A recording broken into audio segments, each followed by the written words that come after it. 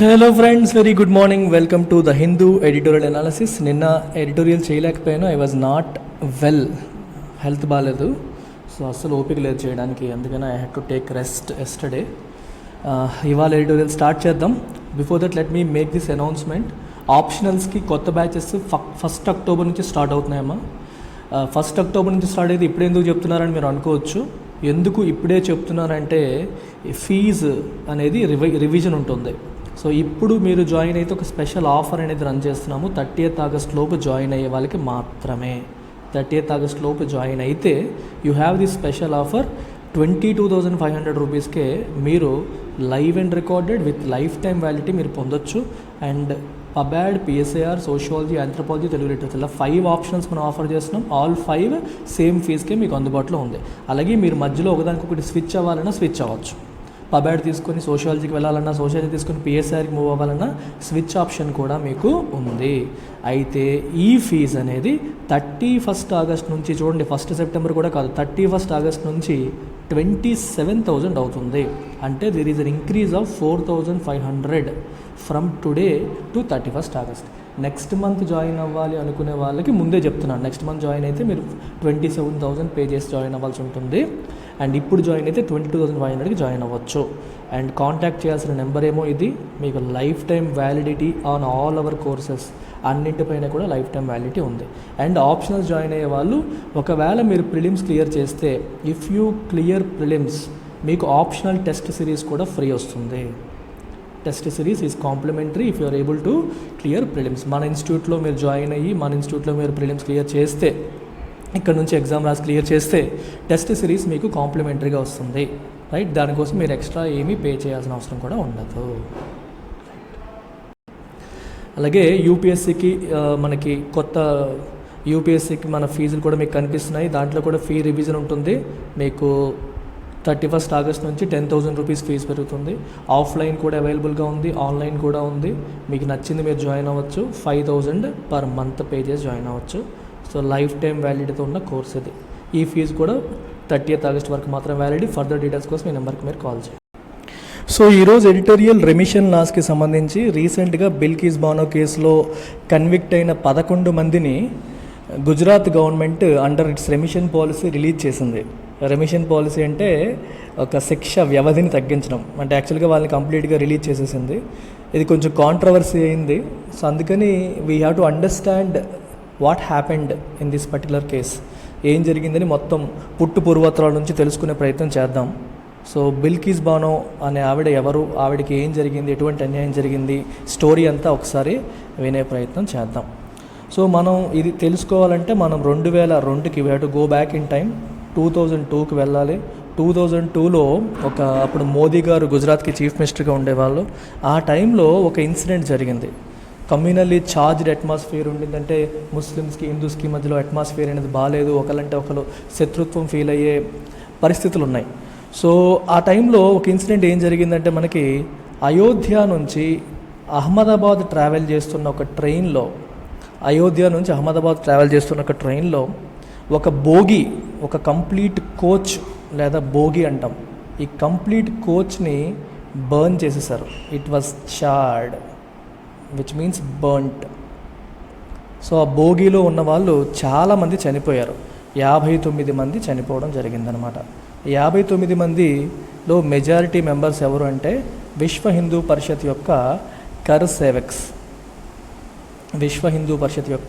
Sevaks. So వీళ్ళు చనిపోవడం అనేది జరిగింది.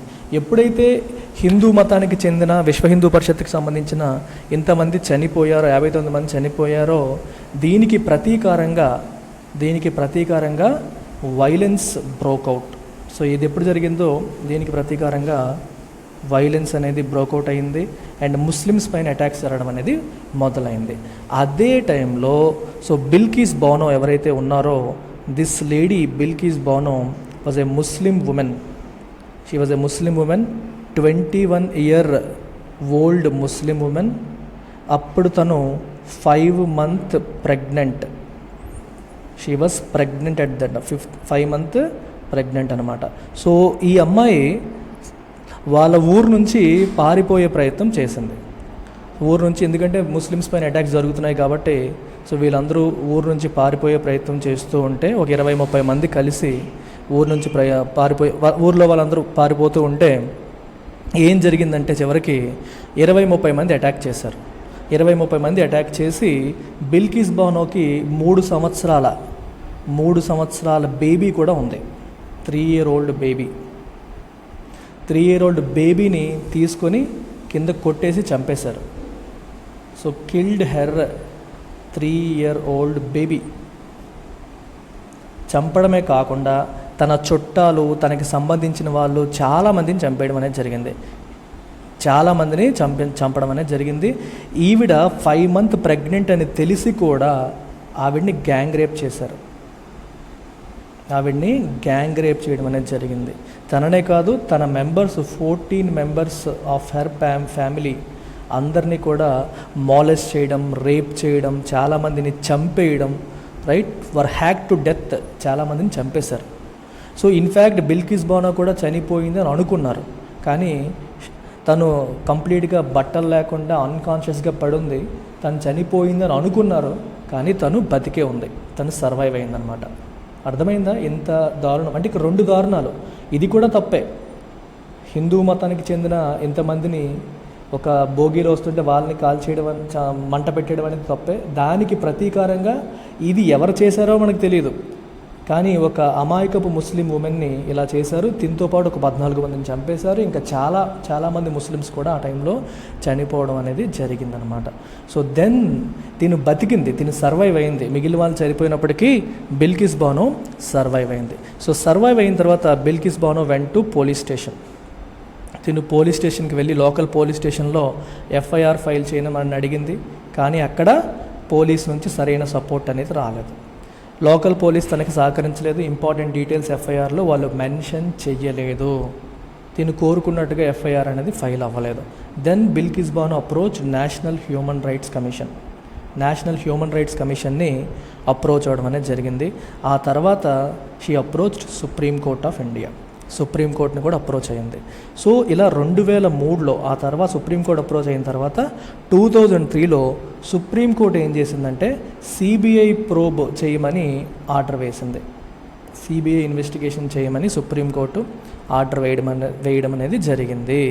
ఒక 1 month అయ్యేసరికి ఆల్ అక్యూజ్డ్, ఎవరైతే ఈవిడ కేసులో అక్యూజ్డ్ ఉన్నారో, ఆరోపణలు ఎదుర్కొన్న వాళ్ళు ఉన్నారో, ముద్దాయిలు ఉన్నారో, all accused were arrested.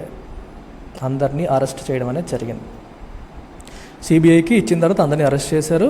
And విచారణ అనేది మొదలైంది. Trial began. విచారణ అనేది మొదలైందనమాట. విచారణ మొదలైన తర్వాత ఏం జరిగిందంటే 2004కి వచ్చేసిన తర్వాత 2004లో ఈ ట్రయల్ని ఏం చేశారంటే మనకి గుజరాత్ నుంచి మహారాష్ట్ర హైకోర్టుకి మూవ్ చేశారు. విచారణని గుజరాత్ నుంచి మహారాష్ట్ర హైకోర్టుకి మూవ్ చేశారు. ఎందుకు మూవ్ చేశారు? సుప్రీంకోర్టు మూవ్ చేయమని చెప్పింది. ఎందుకు చెప్పింది? బిల్కిస్ బానో నాకు భయంగా ఉంది, గుజరాత్లో జరుగుతుంటే మాకు ఒక ఎందుకంటే అక్కడే అవుతుంటే బెదిరింపులు ఇవన్నీ ఉంటాయి కదా. గుజరాత్ హైకోర్టు అనుకోండి, గుజరాత్ పోలీసు, గుజరాత్ లాయర్స్ అక్కడ వాళ్ళే ఉంటారు కాబట్టి మాకు డేంజరు, అన్సర్టెనిటీ ఉందని చెప్పి దాన్ని భయపెడితే కేసుని మహారాష్ట్ర హైకోర్టుకి షిఫ్ట్ చేయడం అనేది జరిగింది. అర్థమైందా? బిల్కిస్ బానో చెప్పిన తర్వాత సుప్రీంకోర్టు మహారాష్ట్ర హైకోర్టుకి షిఫ్ట్ చేయమని చెప్పడం జరిగింది. ఇక్కడ మీరు ఈ విషయాన్ని గమనించండి. గుజరాత్ హైకోర్టు నుంచి మహారాష్ట్ర హైకోర్టుకి కేసుని షిఫ్ట్ చేశారు అనేది important point. Keep it in your mind. తర్వాత ఇంకో 4 years తర్వాత అంటే 2008లో ఏమైంది? ఈ మొత్తం 20 మంది అక్యూజ్డ్ అని చెప్పాను కదా. ఈ 20 మంది అక్యూజ్డ్లో 13 మందిని గిల్టీ అంటే వీళ్ళు తప్పు చేశారని చెప్పి తేల్చేసింది. అందులో 11 మందికి లైఫ్ ఇంప్రిజన్మెంట్ ఇవ్వడం జరిగింది. యావజ్జీవ కారాగార శిక్ష వేయడం అనేది జరిగింది. ఓకేనా? ఈ ఫస్ట్ కేసులో ఇక్కడ FIR ఫైల్ చేయడంలో ఎవరైతే సహకరించలేదో ఆ పోలీస్ ఆఫీసర్కి కూడా 3 years ఇంప్రిజన్మెంట్ ఇవ్వడం అనేది జరిగింది. ఎవరైతే కంప్లైంట్ నోట్ చేయలేదో తనకు కూడా ఇంప్రిజన్మెంట్ ఇవ్వడం అనేది జరిగింది. సో తర్వాత వాళ్ళు మళ్ళీ ఈ జడ్జిమెంట్ని మళ్ళీ ఛాలెంజ్ చేశారు 2017లో. సో బాంబే హైకోర్టు ఏం చెప్పిందంటే మొత్తం ఈ 11 members యొక్క లైఫ్ ఇంప్రిజన్మెంట్ని అప్హోల్డ్ చేసింది. ఎస్, ఇది కరెక్టే, దీన్ని మార్చడానికి ఏమీ లేదు అని చెప్పి అప్హోల్డ్ చేయడం అనేది జరిగింది. తర్వాత అండ్ ఇంకొక ఫస్ట్ ఇక్కడ చూడండి 13 మంది గిల్టీ 7 మెంబర్స్ వదిలేశారు కదా, ఆ 7 కూడా వాళ్ళని ఎక్విట్ చేశారు ఇంతకుముందు, దాన్ని కూడా కొట్టేసింది. క్వాష్డ్ ది ఎక్విటల్. మొత్తం 20 మందిలో 13 మంది గిల్టీ, 7 తప్పు చేయలేదని వదిలేశారు. కానీ 2017లో బాంబే హైకోర్టు ఏం చెప్పిందంటే మిగిలిన 7 కూడా తప్పు చేశారు అని వాళ్ళకు కూడా శిక్షలు వేయడం అనేది జరిగింది. సో ఇది స్టోరీ అనమాట, ఇది స్టోరీ. అండ్ ఆ తర్వాత సుప్రీంకోర్టు ఏం చెప్పిందంటే గుజరాత్ గవర్నమెంట్కి ఒక డైరెక్షన్ ఇచ్చింది. 50 లక్షల రూపాయలు కాంపెన్సేషన్ ఇవ్వండి బిల్కిస్ బానోకి, తర్వాత జాబ్ అండ్ అకామిడేషన్ కూడా ప్రొవైడ్ చేయండి అని చెప్పడం జరిగింది. తనకు ఒక ఉద్యోగాన్ని అండ్ అకామిడేషన్ కూడా ప్రొవైడ్ చేయమని చెప్పడం జరిగింది. సో ఇది స్టోరీ మొత్తం. బిల్కిస్ బానో కథ ఎలా ఉందన్నమాట మీకు అర్థమైందా? 2002 నుంచి 2017 వరకు ఎంటైర్ స్టోరీ. సో 2017లో కంప్లీట్ సుప్రీంకోర్టు నుంచి కూడా జడ్జిమెంట్ వచ్చేసరికి ఏమైంది, Bilkis Bano was happy. At least నాకు న్యాయం జరిగింది, రివెంజ్ కాదు ఇది, జస్టిస్ కోసం చేసిన పోరాటం, నేను ఫైనల్గా గెలిచానని చెప్పి ఆవిడ అనుకుంది. అయితే ఇప్పుడు ఏం జరిగింది, ఇప్పుడు కథ ఏంటనేది ఒకసారి మళ్ళీ చూద్దాం. ఇప్పుడు ఈ కేసులో ఎవరైతే కన్విక్ట్ అయ్యారో వాళ్ళని రిలీజ్ చేయడం అనేది జరిగింది. 11 మందిని ఈ రేప్ అండ్ మర్డర్ కన్విక్ట్స్ని రిలీజ్ చేశారు. ఎందుకు రిలీజ్ చేశారు, ఈ రిలీజ్ కథ ఏంటో కూడా ఒకసారి చూసేద్దాం. ద స్టోరీ ఆఫ్ రిలీజ్ అనేది కూడా ఒకసారి చూద్దాం. సో ఈ కన్విక్ట్స్లో ఒక వ్యక్తి రాధేశ్యామ్ అనే వ్యక్తి ఏం చేశాడంటే హీ మూవ్ టు సుప్రీంకోర్టు. ఇతను సుప్రీంకోర్టుకు వెళ్ళి ఒక రెమిషన్ ప్లీ, ఇతను సుప్రీంకోర్టుకు వెళ్ళాడు. ఎందుకు వెళ్ళాడంటే సుప్రీంకోర్టు కంటే ముందు హీ వెంట్ టు గుజరాత్ హైకోర్టుకి వెళ్ళి రెమిషన్ కోసం ప్లీ పెట్టుకున్నాడు. నాకు రెమిషన్ కావాలి అని చెప్పి అభ్యర్థన పెట్టుకున్నాడు. రెమిషన్ అంటే నన్ను విడిచిపెట్టండి అని చెప్పి అభ్యర్థన పెట్టాడు. గుజరాత్ హైకోర్టు ఏం చెప్పిందంటే ఈ రెమిషన్ ప్లీ అనేది నాకు కాదు, మీరు మహారాష్ట్ర హైకోర్టుకి పెట్టుకోండి, మహారాష్ట్ర హైకోర్టుకి పెట్టాలని గుజరాత్ హైకోర్టు చెప్పింది. మీకు అర్థమైందా ఎందుకు మహారాష్ట్ర హైకోర్టు అని చెప్పింది? ఇక్కడ ఇంతకుముందు కేసులో 2004లో గుర్తుందా, కేసుని 2004లో ఏం చేశారు, గుజరాత్ హైకోర్టు నుంచి మహారాష్ట్ర హైకోర్టుకి షిఫ్ట్ చేశారు. ఎవరు షిఫ్ట్ చేశారు? సుప్రీంకోర్టు. సో పాత కేసుని తీర్పిచ్చింది ఎవరు? మహారాష్ట్ర హైకోర్టు. అందుకని గుజరాత్ హైకోర్టు ఏం చెప్పిందంటే నేను డీల్ చేయనమ్మా ఈ రెమిషన్ ప్లేని, మహారాష్ట్ర హైకోర్టు డీల్ చేస్తుంది అని చెప్పి అక్కడ పెట్టుకోండి అని చెప్పి గుజరాత్ హైకోర్టు తీర్పిచ్చింది. సో దీన్ని ఛాలెంజ్ చేస్తూ ఈయన సుప్రీంకోర్టుకి వెళ్ళారు. సో సుప్రీంకోర్టుకి వెళ్ళి ఈయన ఏమంటున్నారంటే మీరు గుజరాత్ హైకోర్టునే డీల్ చేయమని చెప్పండి. మీకు అర్థమవుతుందా? గుజరాత్ గవర్నమెంట్నే డీల్ చేయమని చెప్పండి, మహారాష్ట్ర గవర్నమెంట్ కాదు.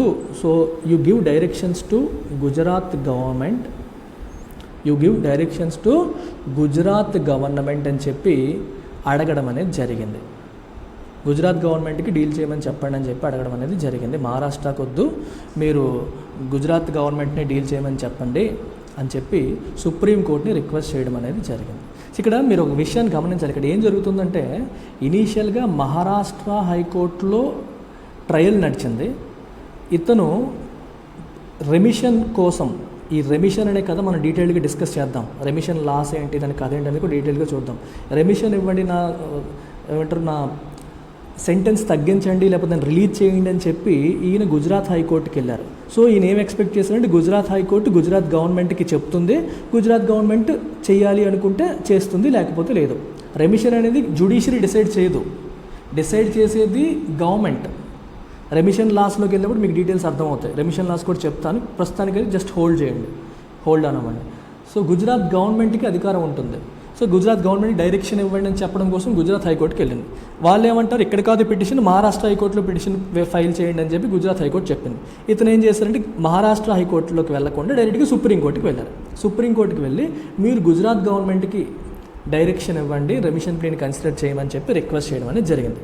సో సుప్రీంకోర్టు ఏం చేసిందంటే సుప్రీంకోర్టు ఈ ప్లీని అడ్మిట్ చేసి ఎస్ గుజరాత్ గవర్నమెంటే కాంపిటెంట్ అథారిటీ, మహారాష్ట్ర గవర్నమెంట్ కాదు, గుజరాత్ గవర్నమెంటే డిసైడ్ చేయాలి, ఎందుకంటే క్రైమ్ జరిగింది గుజరాత్లో కదా.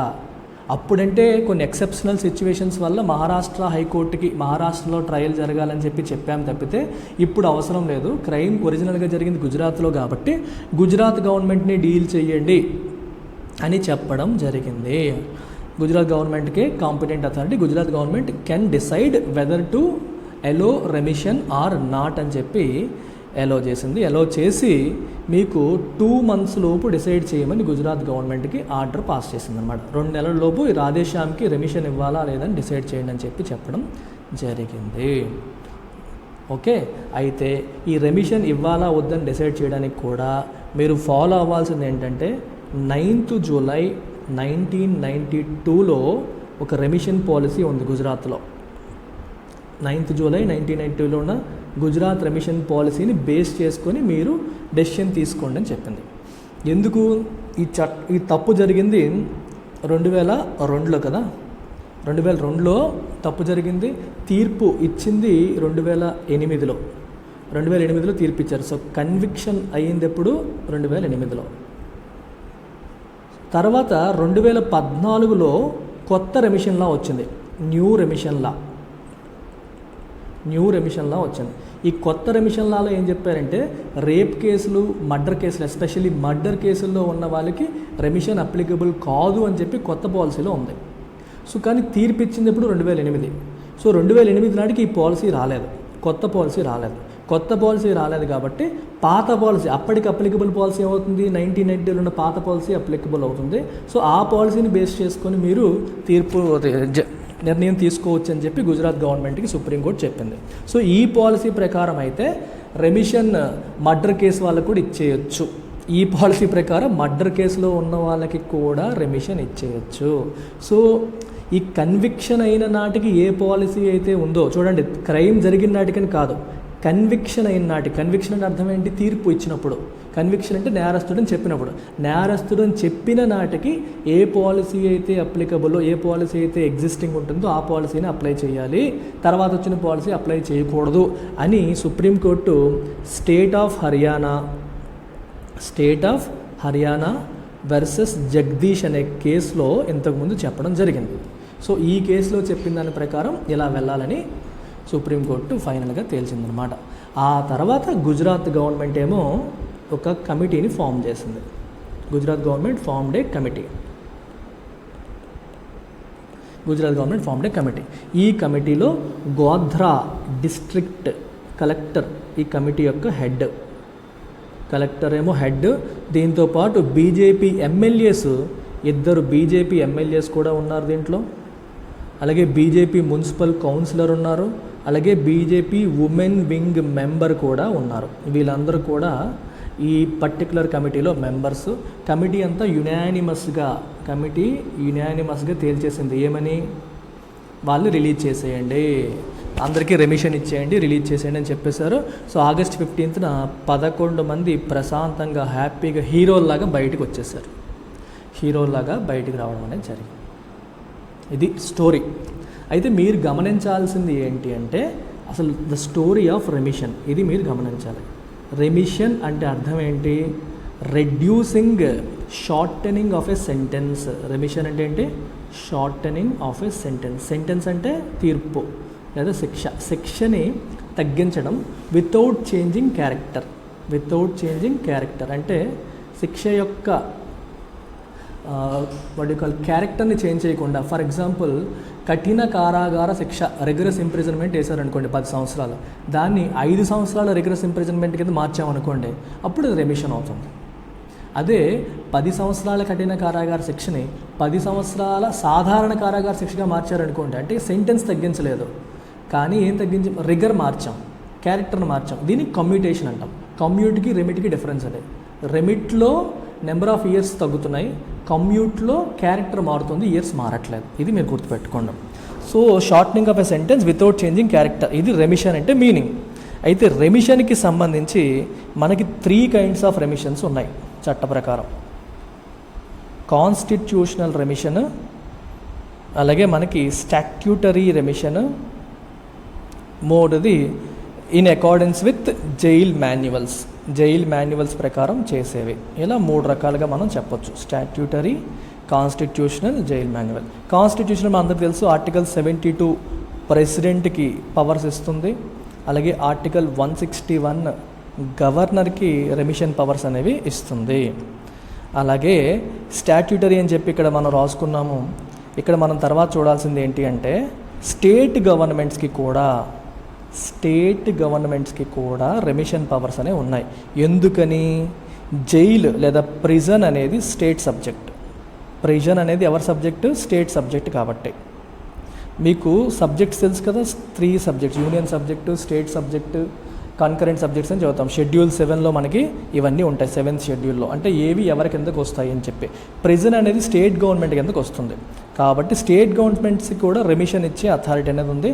దానికోసం section 432, section 433 of CrPC, criminal procedure code. CrPC అంటే క్రిమినల్ ప్రొసీజర్ కోడ్లో క్లియర్గా మెన్షన్ చేశారన్నమాట స్టేట్ గవర్నమెంట్స్కి ఏ ఏ సందర్భాల్లో ఇవ్వవచ్చు అని. సో 432 ఏం చెప్తుందంటే అప్రోప్రియేట్ గవర్నమెంట్ సెంటెన్స్ని సస్పెండ్ చేయొచ్చు లేదా రెమిట్ చేయొచ్చు అని చెప్పి 432 చెప్తుంది. 433 ఏం చెప్తుందంటే మర్డర్ లాంటి కేసెస్ ఉన్నప్పుడు కనీసం 14 years శిక్ష అయిన తర్వాతే రెమిషన్ అప్లికబుల్, తర్వాత కాదు అని చెప్పి చెప్పారు. సో ఈ పర్టికులర్ కేసులో మీరు తీసుకుంటే 2008లో వాళ్ళు జైలుకి వెళ్ళారు. 2022కి వచ్చేసాం. సో 14 ఏళ్ళు నిండిపోయాయి. 14 ఏళ్ళు నిండిపోయాయి కాబట్టి వాళ్ళు అప్లై చేసుకున్నారనమాట. మీకు అర్థమైందా? సెక్షన్ 433 ప్రకారం కనీసం 14 years అయితే కానీ రెమిషన్ అప్లై చేయడానికి లేదు, ఎస్పెషల్లీ ఇన్ మర్డర్ కేసెస్ అని చెప్పారు. అందుకని చెప్పి వాళ్ళు 14 ఏళ్ళు కంప్లీట్ అయిపోయింది. రాధేశ్యామ్ అనే వ్యక్తి సుప్రీంకోర్టును అప్రోచ్ అవడం, ఆ కథ అంతా నడిచిందనమాట. సో ఇది కదా. అయితే దీంట్లో కూడా కొన్ని లోపాలు ఉన్నాయి, ఆ లోటుపాట్లు ఉన్నాయి. అవన్నీ మనం ఎడిటోరియల్లో చూద్దాం. కొంత బ్యాక్గ్రౌండ్ ఇవ్వడం కోసం ఇదంతా మీకు చెప్పాను. సో ఇవాళ ఎడిటోరియల్ యొక్క టైటిల్ ఏంటి? Reviewing remission. రెమిషన్ని రివ్యూ చేయడం. ఓకే, ఏంటి దీని కదా చూద్దాం. రెమిషన్ అంటే మీకు అర్థమైంది. Supreme court should lay down norms for release of convicts on remission. రెమిషన్ని యూజ్ చేసుకొని కన్విక్ట్స్ని అంటే నేరస్తుల్ని రిలీజ్ చేసే విషయంలో సుప్రీం కోర్టు కొన్ని norms, rules and regulations lay down చేయాలి అని చెప్పి చెప్తున్నారు. Public spirited activists have done well to challenge in the supreme court the premature release of 11 convicts who were serving life terms for the gang rape of a woman and the murder of at least 7 people during the 2002 anti-Muslim pogrom in Gujarat. Pogrom అంటే ఓచకోత, మజాకిర్. మజాకిర్, ఓజకోత అంటే అర్థం ఏంటి? Large scale killing of people అనమాట. అది ఒక particular race, ఒక particular religion, ethnicity వాళ్ళని target చేసేదని మనం ఏమంటాం? పోగ్రామ్ అని చెప్పి అంటాం. 2002లో ముస్లిమ్స్ని టార్గెట్ చేస్తూ జరిగిన ఈ మజాకిర్లో ఒక ఉమెన్ గ్యాంగ్ రేప్కి గురైంది. 7 మినిమం అట్లీస్ట్ అంటారు 7 చనిపోవడం అనేది, చంపేయడం అనేది కూడా జరిగింది. ఈ పర్టికులర్ కేసులో 11 మంది కన్విక్ట్స్ ఉన్నారు. వాళ్ళకి ప్రిమెచ్యూర్గా రిలీజ్ చేసే నిర్ణయం రీసెంట్గా తీసుకున్నారు. ప్రిమెచ్యూర్ అంటే ముందే రిలీజ్ చేశారు. దాన్ని కొంతమంది యాక్టివిస్టులు సుప్రీంకోర్టులో ఛాలెంజ్ చేయడం అనేది జరిగింది. బిల్కిస్ బానో, ద సర్వైవర్, ఆ టైంలో ఎవరైతే సర్వైవ్ అయ్యారో, has not move the court so far. తను కోర్ట్స్కి వెళ్ళలేదు. ఇప్పుడు రిలీజ్ చేసిన తర్వాత తను కోర్ట్స్కి వెళ్ళలేదు. But it is clear that the controversial order of the Gujarat government granting remission to the convicts should be subject to judicial review. తను కోర్ట్స్కి వెళ్ళనప్పటికీ కానీ ఈ ఆర్డర్ అనేది కాంట్రవర్షియల్. సో రెమిషన్ గ్రాంట్ చేస్తూ కన్విక్ట్స్కి ఇచ్చారు, ఇది కాంట్రవర్షియల్ కాబట్టి ఇది జ్యుడిషియరీ రివ్యూ చేయాల్సిన విషయమే అని చెప్పి చెప్తున్నారు. That those found guilty of multiple murders including that of a 3-year-old child and a gang rape were found suitable candidates for premature release is unacceptable. చూడండి, 3 సంవత్సరాల పాపని చంపేసిన వాళ్ళు, 5 నెలల ప్రెగ్నెంట్గా ఉన్న ఉమెన్ని గ్యాంగ్ రేప్ చేసిన వాళ్ళు, along with other multiple murders, వాళ్ళని రెమిషన్ పాలసీ కింద రిలీజ్ చేయడానికి సూటబుల్ క్యాండిడేట్స్ అని చెప్పి అనుకోవడం, కన్క్లూడ్ చేయడం అనేది అన్యాక్సెప్టబుల్. ఈవెన్ అదర్వైజ్ అలా కాకపోయినా there are specific legal grounds to question the government's decision. Government యొక్క డెసిషన్ని క్వశ్చన్ చేయడానికి లీగల్ గ్రౌండ్స్ కూడా ఉన్నాయి. ఇప్పుడు మనం చెప్పింది మోరల్, అరే ఎలారా, కానీ కోర్టుకి ఎమోషన్స్ ఉండవు, చట్టం, ఎవిడెన్స్ కావాలి, రూల్స్ కావాలి. పోనీ లీగల్ గ్రౌండ్స్ ఏమైనా ఉన్నాయంటే ఉన్నాయి. చూడండి, ఫస్ట్ స్టోరీ అంతా వినండి. మళ్ళీ ఇప్పుడు మీకు కొంచెం చిన్న రిపిటేషన్ అవుతుంది, ఆల్రెడీ స్టోరీ చెప్తాను. The remission was based on a direction from a 2-judge bench of the Supreme Court and a petition by one of the convicts. Radheshyam అనే కన్విక్ట్ మీకు చెప్పాను, అతను సుప్రీం కోర్టుకి పిటిషన్ వేయడం జరిగింది. పిటిషన్ వేసి మీరు గుజరాత్ గవర్నమెంట్కి డైరెక్షన్ ఇవ్వండి అని ఆయన అడగడం జరిగింది. సో దాన్ని బేస్ చేసుకొని సుప్రీంకోర్టుకు చెందిన 2 జడ్జిల బెంచ్, ధర్మాసనం అనేది గుజరాత్ గవర్నమెంట్ని is the appropriate government, you can take a decision అని చెప్పడం జరిగింది. The question to be decided was whether, సుప్రీంకోర్టుకి వచ్చిన క్వశ్చన్ ఏంటి, was whether the Gujarat government or the Maharashtra government was the appropriate government for considering their plea for remission. రెమిషన్ని consider చేయడానికి Gujarat government అప్రోప్రియేటా, Maharashtra government అప్రోప్రియేటా అనేది question. That was the question. మీకు అర్థమైందా? కోర్ట్ ఏమని చెప్పింది, the state government of Gujarat where the crime occurred, crime ఎక్కడ జరిగింది, గుజరాత్లో. సో కాబట్టి స్టేట్ గవర్నమెంట్ ఆఫ్ గుజరాతే should consider the matter and not Maharashtra, the state to which the trial was transferred by supreme court to ensure and impartial trial. నిష్పక్షపాతంగా విచారణ జరగడం కోసం, బెదిరింపులు లాంటివి లేకుండా జరగడం కోసం 2014లో ట్రయల్ని ఎటు పంపించారు, అప్పుడు మాట్లాడుకున్నాం కదా, ఇందాక మన స్టోరీలో చెప్పాను. గుజరాత్ నుంచి మహారాష్ట్రకి కేసు ట్రాన్స్ఫర్ చేశారు. కాబట్టి మహారాష్ట్రలో చేయాల్సిన అవసరం లేదు, ఎందుకంటే అప్పటి సిచ్యువేషన్ ప్రకారం నిష్పక్షపాతంగా జరగాలని మహారాష్ట్రకి ట్రాన్స్ఫర్ చేశారు. కానీ కాంపిటెంట్ గవర్నమెంట్ గుజరాతే అవుతుంది, క్రైమ్ అనేది అక్కడే జరిగింది కదా అని చెప్పింది. అంటే రెమిషన్ ఇవ్వమని చెప్పలేదు, Gujarat government is the appropriate government to decide అని చెప్పడం జరిగింది. While passing this order, the bench also said the remission should be considered under a policy framed in July 1990. ఇది కూడా మీకు చెప్పాను, July 92లో ఏదైతే రెమిషన్ పాలసీ ఉందో దాన్ని బేస్ చేసుకొని రెమిషన్ మీరు డిసైడ్ చేయాలని చెప్పారు. As that was the prevailing policy on the date of their conviction.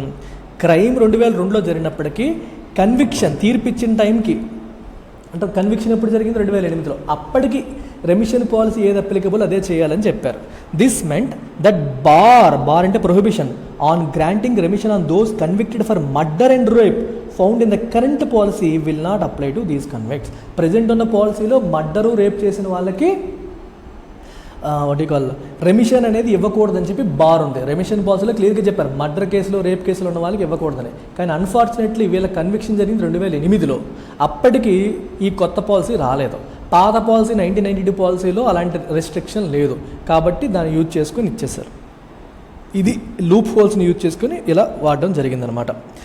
అయితే మనం ఇందాక మాట అన్నారు, లీగల్ గ్రౌండ్స్ కొన్ని ఉన్నాయి. అంటే క్వశ్చన్, ఈ గుజరాత్ గవర్నమెంట్ తీసుకున్న నిర్ణయాన్ని క్వశ్చన్ చేయడానికి సర్టెన్ లీగల్ గ్రౌండ్స్ ఉన్నాయని అన్నారు. ఏంటో లీగల్ గ్రౌండ్స్ చూడండి. దర్ అట్లీస్ట్ 2 గ్రౌండ్స్ అంటే కారణాలమ్మా, on which the remission order appears illegal. ఇప్పుడు ఇచ్చిన రెమిషన్ ఆర్డర్ ఇల్లీగల్ అని చెప్పడానికి 2 కారణాలు ఉన్నాయి అని చెప్తున్నారు. ఏంటవి? First, the state government made a decision on its own without consulting with the centre. సెంటర్ని కన్సల్ట్ చేయకుండా స్టేట్ గవర్నమెంట్ తనంతట తానే నిర్ణయం తీసుకుంది. ఇది మొదటిది. తనంతట తాను నిర్ణయం తీసుకుంటే తప్పేంటి చూడండి. Under section 435 of the code of criminal procedure such consultation with the center is mandatory in cases probed by the CBI probe చేసిన, ఇన్వెస్టిగేట్ చేసిన కేసెస్లో సెంటర్ని కన్సల్ట్ చేసిన తర్వాతే నిర్ణయాలు తీసుకోవాలి. రెమిషన్కి సంబంధించిన నిర్ణయాలు అయినప్పటికీ సెంటర్ని కన్సల్ట్ చేసిన తర్వాతే తీసుకోవాలి, కానీ డైరెక్ట్గా తీసుకోకూడదు. ఇది సెక్షన్ 435లో చెప్పింది. ఫర్దర్ ఇంకా the composition of the committee that recommended remission for the convicts.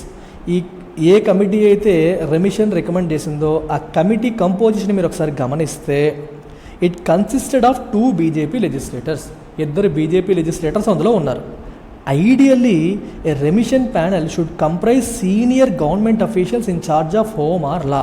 Home ministry కావచ్చు, లా మినిస్ట్రీకి సంబంధించిన సీనియర్ గవర్నమెంట్ అఫీషియల్స్ ఉండాలి, డిస్ట్రిక్ట్ జడ్జ్ ఉండాలి, ప్రిజన్ సూపరింటెండెంట్ ఉండాలి, and officers who deal with probation and rehabilitation of offenders ఉండాలి. Rehabilitation అంటే అర్థం ఏంటి? పూర్వపు లైఫ్ అంటే ఇప్పుడు నేరస్తుడిగా ఉండకముందు ఎలా ఉండేవాడో అలా మారడానికి చేసే ప్రయత్నాన్ని రీహాబిలిటేషన్ అంటాం. ప్రొబేషన్ అంటే అర్థం ఏంటంటే ఎవరైనా కొంతమంది సత్ప్రవర్తన కింద దాని కింద రిలీజ్ చేసినప్పుడు అబ్జర్వేషన్లో పెడతారు. కొన్నాళ్ళు మీరు రిలీజ్ చేస్తున్నాము, కొన్నాళ్ళు అబ్జర్వేషన్లో పెడతాం, మళ్ళీ ఏ అఫెన్స్ చేయకూడదని పెడతారు. ఆ పీరియడ్ని ప్రొబేషన్ పీరియడ్ అని అంటాం. A period in which a person released, detention నుంచి బయటకు వచ్చిన వ్యక్తిని he is under supervision or observation. అది probation period. The presence of political members certainly vitiates its decision. Political members కమిటీలో ఉన్నారు కాబట్టి ఆ నిర్ణయాన్ని అది ఏం చేస్తుంది? వీషియేట్ అంటే ఇంపైర్స్, అంటే డెసిషన్ని డెస్ట్రాయ్ చేస్తుంది లేదా ఇంపేర్ చేస్తుంది, క్వాలిటీ ఆఫ్ డెసిషన్ మారిపోతుంది ఎప్పుడైతే పొలిటీషియన్స్ అందులో ఉన్నారో. Further it appears that the objection of the district judge concern was disregarded. District judge అందులో ఉన్నారు, ఆయన అబ్జెక్షన్ని పట్టించుకున్నట్టుగా లేదు. Casting a shadow on the legitimacy of the remission. So ఈ రెమిషన్ అనేది కరెక్టేనా, జస్టిఫైడా కాదా అనే విషయంలో ఒక నీడ పడినట్టు, కాస్టింగ్ ఎ షాడో అంటే అనుమానాలు రేకెత్తించినట్టు అనమాట. అంటే క్లారిటీ లేదు, నిజంగానే ఇది లెజిటిమేట్ డెసిషనా, అందరూ యాక్సెప్ట్ చేశారా లేదా అనే విషయంలో అనుమానాలు వచ్చేలాగా ఉంది. దానికి కాస్టింగ్ ఏ షాడో అని చెప్పి అన్నారు. ఓకేనా, ఇప్పుడు చూడండి, ఒక లైట్లో ఉందంటే క్లియర్ అని అర్థం. కాస్ట్ ఏ షాడో అంటే ఒక సిచ్యువేషన్ కొంచెం తేడా కొట్టింది, ఈ నిర్ణయం అనేది లెజిటిమేటా కాదనే విషయంలో డౌట్స్ వస్తున్నాయని చెప్పి వస్తుంది. It will be appropriate if the Supreme Court constitutes a bench of sufficient size to reconsider judgments that allow the remission policy obtaining on the date of conviction instead of policy currently in force. ఇప్పుడు ఏం చేస్తారంటే, conviction రోజు ఏ remission policy అయితే ఉందో, conviction రోజు ఏదైతే ఉందో ఆ పాలసీనే కన్సిడర్ చేస్తూ వెళ్ళాలనేది ప్రజెంట్ ఉన్న పరిస్థితి. కానీ దాన్ని మార్చి కన్విక్షన్ రోజు ఉన్న పాలసీ కాకుండా కరెంట్ ప్రస్తుతం ఏ పాలసీ ఉందో దాన్ని బట్టి చేసేలాగా మార్చడానికి, ఆ జడ్జిమెంట్స్ని మార్చడానికి చేయడానికి, రీకన్సిడర్ చేయడం కోసం కొత్తగా ఒక బెంచ్ ఫామ్ చేస్తే బాగుంటుంది అని చెప్పి అంటున్నారు. ప్రజెంట్ ఉన్న సిచ్యువేషన్ అంటే ఏ రోజైతే తీర్పు ఇచ్చారో ఆ రోజుకి ఏ పాలసీ ఉందో ఆ పాలసీ ప్రకారం వెళ్ళాలి అంటున్నారు. అలా కాకుండా ప్రజెంట్ ఏ పాలసీ అయితే ఉందో ఆ పాలసీ ప్రకారం వెళ్ళేలాగా మార్చండి తీర్పు, దానికోసం అలా మార్చేలాగా మళ్ళీ ఒక బెంచ్ని ఫామ్ చేసి వాళ్ళని, బెంచ్ అంటే చూడండి 2-3 జడ్జిలతో కలిపి ఫామ్ చేస్తే బెంచ్ అంటారు. సో ఫామ్ చేసి డిసైడ్ చేస్తే బాగుంటుంది అనేది ఇక్కడ మీనింగ్ అనమాట. As well as decide the question of whether the appropriate government should be the one in the state where the crime took place or the state to which the trial was transferred on judicial orders.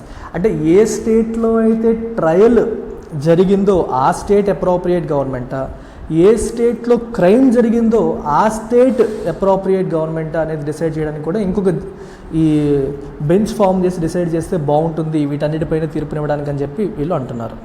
It can also spell out the contours of the rational remission policy. Remission పాలసీకి boundaries కూడా పెట్టాలి. అంటే ఎవరు పడితే వాళ్ళు ఏ కేసులో ఉన్న వాళ్ళైనా రిలీజ్ చేసేయచ్చా, లేకపోతే దానికి కాంటూర్స్ అంటే బౌండరీస్, దానికి కొన్ని రూల్స్ బౌండ్స్ అనేవి పెడితే బాగుంటుంది. One that will be informed by, ఆ బౌండరీస్ అనేవి ఎలా పెట్టాలి, బై హ్యుమానిటేరియన్ కన్సిడరేషన్స్ని, scope for reform of offenders reform అయ్యడానికి అవకాశం ఉందా లేదా, and their sense of remorse, వాళ్ళు నిజంగానే గిల్ట్ ఫీల్ అవుతున్నారు, రిమోర్స్ అంటే పశ్చాత్తాపం ఫీల్ అవుతున్నారా లేదా, ఇలాంటి మాట అన్నింటినీ కన్సిడర్ చేసి, ఇన్ఫార్మ్డ్ బై అంటే వీటన్నిటిని కన్సిడర్ చేసి, అంటే under the influence of all these things అని అర్థం. ఇన్ఫార్మ్ అంటే అర్థం ఏంటంటే తెలియజేయడం అనేది ఒక మీనింగ్, ఇంకో మీనింగ్ ఏంటి, ఇన్ఫ్లుయెన్స్ చేయడం అని అర్థం. అంటే అండర్ దీస్ ఇన్ఫ్లుయెన్సెస్, వీటన్నింటినీ బేస్ చేసుకొని ఒక కొత్త రెమిషన్ పాలసీకి బౌండరీస్ అనేవి కూడా సుప్రీంకోర్టు స్పెల్ అవుట్ చేస్తే బాగుంటుంది అనేది ఇక్కడ ఉద్దేశం. అర్థమైందా? So this is the whole story. మనకి ఎడిటోరియల్ చాలా ఫాస్ట్గా చెప్పేశాను, ఎందుకంటే ఆల్రెడీ మీకు ఫుల్ బ్యాక్గ్రౌండ్ ఇచ్చాను కాబట్టి. అర్థమైంది అనుకుంటున్నాను. So you can make notes from this, మీకు చాలా చాలా యూజ్ అవుతుంది. సో ఎడిటోరియల్ మొత్తం విన్నారు కదా. సో దాన్ని బేస్ చేసుకుని ఒక ఎంసీక్యూ ఫ్రేమ్ చేశాను, దీన్ని ఆన్సర్ చేసి కామెంట్ సెక్షన్లో పెట్టండి. ఓకేనా? ప్రతిరోజు ఇలా మనం చదువుకున్న దానిపైన ఎంసీక్యూస్ కూడా ప్రాక్టీస్ చేసుకుంటే బాగా నేర్చుకోవచ్చు. And finally NCERT foundation course మీకు ఆఫర్లో నడుస్తుంది. 15,000 కాస్త 10,000 రూపీస్కి మీకు అందుబాటులో ఉంది. So there is a discount of 5,000 rupees. Make use of it. Valid only till 30th August, not 31st, 30th August only. గుర్తుపెట్టుకోండి. ఓకేనా? కాల్ చేయాల్సిన నెంబర్ ఈ నెంబర్కి కాల్ చేసి మీరు డీటెయిల్స్ తెలుసుకోవచ్చు. Take care, bye.